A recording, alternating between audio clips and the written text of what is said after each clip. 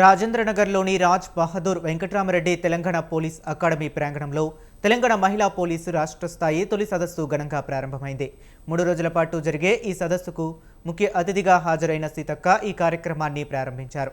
సదస్సులో మహిళా పోలీసులు విధి నిర్వహణలో ఎదుర్కొంటున్న సవాళ్లు, అనుభవాలు, మౌలిక వసతుల పెరుగుదల వంటి అంశాలపై చర్చ జరగనుంది. మహిళా పోలీసులు తొలి సదస్సు నిర్వహిస్తున్నందున పోలీస్ శాఖకు మంత్రి సీతక్క అభినందనలు తెలిపారు. మహిళా పోలీసుల సంక్షేమం పట్ల ప్రభుత్వం కమిట్మెంట్ను ఈ సదస్సు ప్రతిబింబిస్తుందని చెప్పారు. ఈ సందర్భంగా మాజీ ప్రధాని ఇందిరాగాంధీ 1973లో కేరళలో కోజికోడ్లో దేశంలోని తొలి మహిళా పోలీస్ స్టేషన్ను ప్రారంభించిన విషయాన్ని గుర్తు చేశారు. అదే దిశగా దేశవ్యాప్తంగా మహిళా పోలీస్ స్టేషన్లు ఏర్పడి న్యాయం కోసం మహిళలు ధైర్యంగా పోలీస్ స్టేషన్లకు వచ్చే పరిస్థితి ఏర్పడిందని అన్నారు. ఒకప్పుడు పోలీసులు తాను భిన్న ధృవాలుగా ఉన్నామని, మారిన పరిస్థితుల్లో తాను ప్రజాసేవలోకి రావాల్సి వచ్చిందని తన ఉద్యమ జ్ఞాపకాలను గుర్తు చేసుకున్నారు.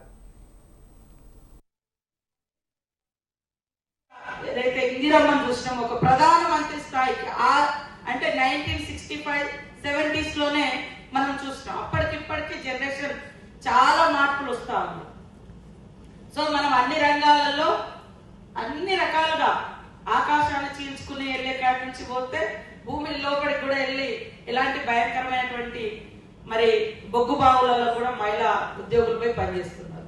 పోలీస్ ఆఫీసర్స్ కూడా మహిళలు చాలా విరోచితంగా పనిచేస్తున్నారు. కానీ నేను అనేది ఏంటంటే ఒక స్పెషల్ సిస్టమ్ ఉమెన్ బాడీలోనే ఉంది.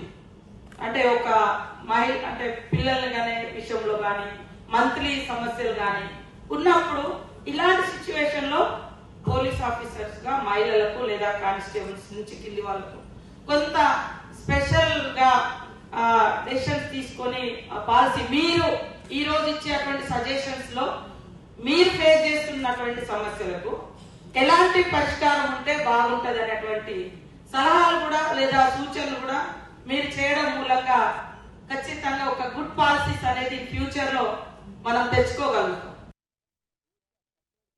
ఐరన్ లేడీ ఆఫ్ ఇండియా ఏదైతే ఇందిరమ్మను చూసినాం, ఒక ప్రధానమంత్రి స్థాయికి అంటే 1965-70s లోనే మనం చూస్తాం. అప్పటికిప్పటికీ జనరేషన్ చాలా మార్పులు వస్తా ఉంది. సో మనం అన్ని రంగాలలో అన్ని రకాలుగా ఆకాశాన్ని చీల్చుకుని వెళ్ళే కాడి నుంచి పోతే భూమి లోపలికి కూడా వెళ్ళి ఇలాంటి భయంకరమైనటువంటి బొగ్గు బావులలో కూడా మహిళా ఉద్యోగులపై పనిచేస్తున్నారు. పోలీస్ ఆఫీసర్స్ కూడా మహిళలు చాలా విరోచితంగా పనిచేస్తున్నారు. కానీ నేను అనేది ఏంటంటే ఒక స్పెషల్ సిస్టమ్ ఉమెన్ బాడీలోనే ఉంది. అంటే ఒక మహిళ అంటే పిల్లలు కానీ విషయంలో కానీ మంత్లీ సమస్యలు కానీ ఉన్నప్పుడు ఇలాంటి సిచ్యువేషన్ లో పోలీస్ ఆఫీసర్స్ గా మహిళలకు లేదా కానిస్టేబుల్స్ నుంచి